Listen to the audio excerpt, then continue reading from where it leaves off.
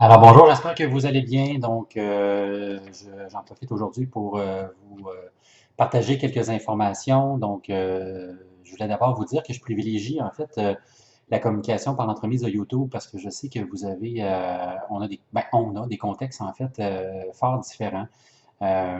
Parfois avec un, deux ou trois ou quatre et parfois même plus d'enfants à la maison.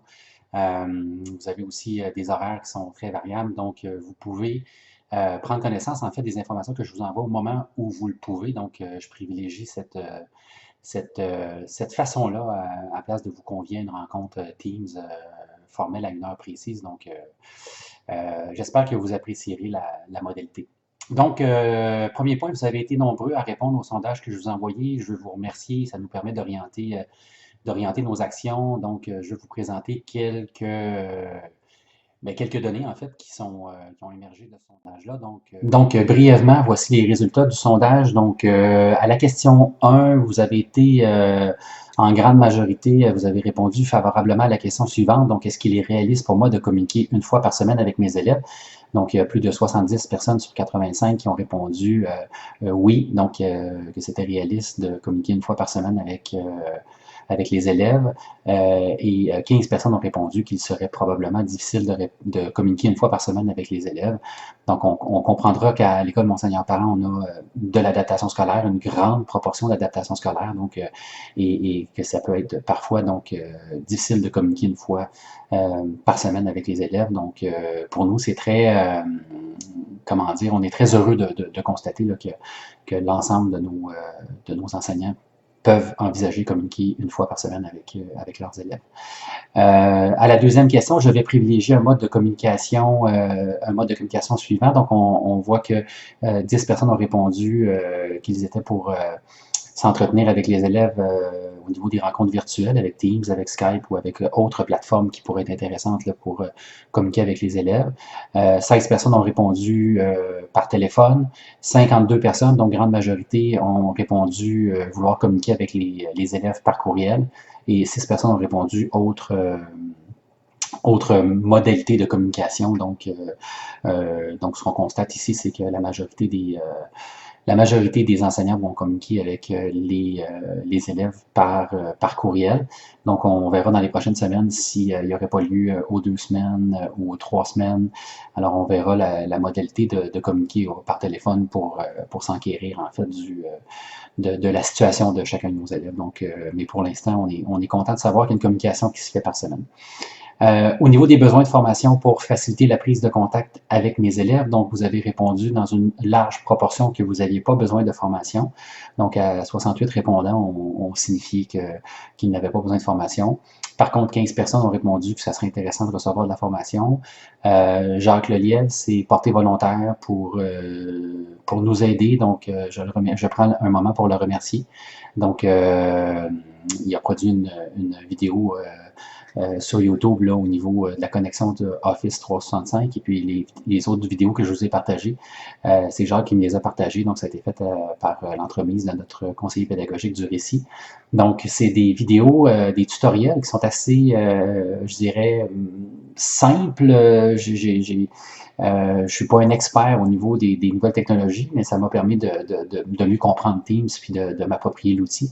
Donc, je vous invite à les visionner, puis vous allez pouvoir assurément découvrir un outil fort intéressant qui va vous permettre de communiquer avec vos élèves.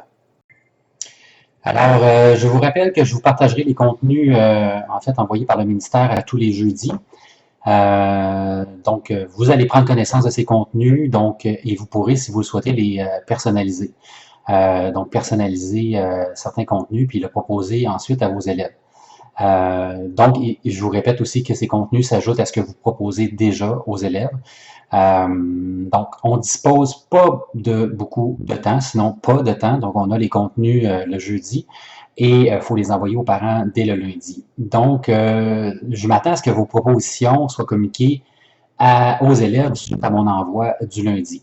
Par exemple, moi, je vous envoie les contenus le jeudi. Vous en prenez connaissance quand vous le pouvez. Donc, il nous reste le vendredi, la fin de semaine. Je comprends que des fois, la fin de semaine, c'est vraiment pas un bon moment. Ou en début de semaine. Donc, vous en prenez connaissance et vous orientez aux besoins et la démarche des élèves à partir du mardi. Donc, vous pouvez leur suggérer certaines activités plus pertinentes que d'autres ou certaines activités avec des modifications que vous leur aurez proposées.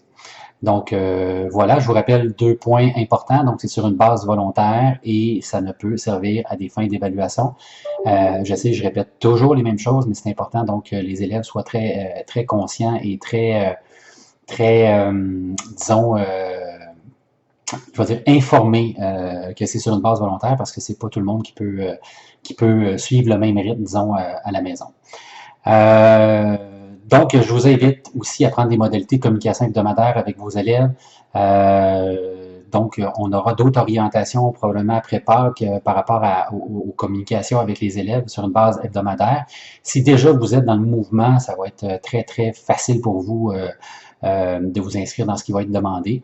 Donc, pour plusieurs d'entre vous, c'est une période d'adaptation, je le comprends, au niveau des outils technologiques, c'est pas facile. Donc, j'en suis totalement conscient. Donc, je vous invite à aller à votre rythme et je m'attendrai à ce que la semaine prochaine, la communication avec les élèves soit installée hebdomadairement. Donc, je vous reviendrai avec ça la semaine prochaine. Je tiens aussi à vous rappeler que Teams est une plateforme incroyable, je l'ai dit tantôt, mais c'est probablement le meilleur moyen de communiquer avec les élèves, d'autant plus que ça vous permet d'être en équipe puis de pouvoir partager des documents aux élèves en équipe. Donc, plusieurs enseignants peuvent interagir avec des groupes au sein de la même communauté. Donc, j'en ai parlé tantôt, mais je vous invite à aller voir les contenus là, qui ont été partagés sur YouTube au niveau des tutoriels. Donc, ça va vous permettre de prendre la pleine mesure de ce que vous pouvez faire avec Teams. Finalement, je veux vous remercier pour tout le travail effectué depuis le début du confinement. Donc, c'est des situations exceptionnelles, extrêmement déstabilisantes. Donc, je vous remercie et je nous remercie en fait pour notre travail d'adaptation à nos nouvelles conditions de vie.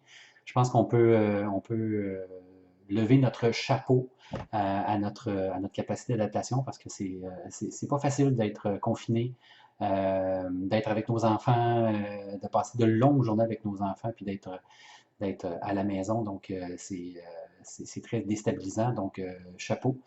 Euh, je veux vous remercier aussi pour votre soutien pédagogique que vous avez fait auprès des élèves. C'est extrêmement apprécié. Donc, je vous informe aussi que notre personnel professionnel se penche présentement sur des cas d'élèves, en fait, qui sont vulnérables. Donc, et c'est grâce aux appels téléphoniques que vous avez réalisés. Donc, vraiment un grand merci. Ça va assurer un filet de sécurité auprès des élèves qui sont plus vulnérables. Donc, chapeau également. Je termine cette communication en offrant aussi de sincères remerciements au personnel de soutien qui travaille extrêmement fort au niveau des services essentiels.